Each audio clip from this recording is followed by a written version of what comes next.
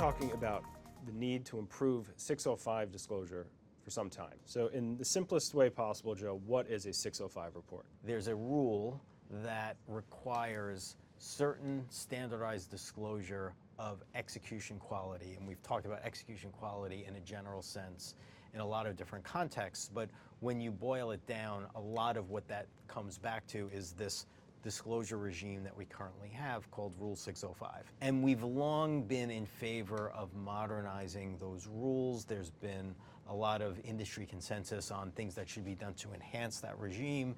And that's one piece that I would say we in the industry are very, very happy to see the SEC moving forward with, because we think it's very healthy. It'll further incentivize competition. And so the point is, if we're going to make other market structure changes that are using Rule 605 information as a baseline for those changes, it's important to make sure that we're using a common and accurate measuring stick. And so a lot of folks have advocated that you should put the 605 changes in place, measure what the world looks like today, and then use that as the baseline for any additional changes. That's why we've recommended a more thoughtful and deliberate approach to the sequencing of these different proposals that are being considered.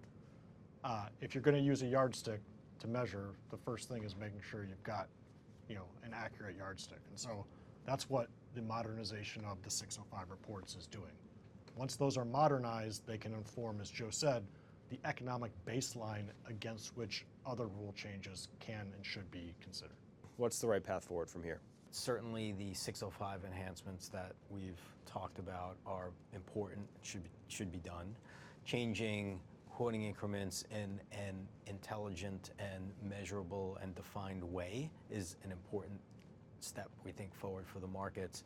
And we think once you make those two changes, those will be significant and will give you a very strong baseline to determine whether other changes should be made on top of it, but render a lot of the other current proposals as unnecessary as an initial step. I think the right path forward is one that was articulated in the joint letter we did with Schwab and the New York Stock Exchange, which is to proceed in a thoughtful and deliberative manner, focusing first on making sure we have accurate data, so updating the order execution quality data through the Rule 605 proposal.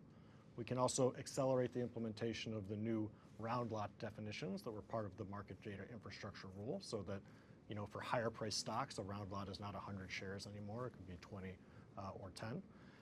And then look at a more common sense approach to tick size reform, focusing on just moving to a half a penny for those securities that are actually tick constrained and have sufficient liquidity to support a narrower tick size.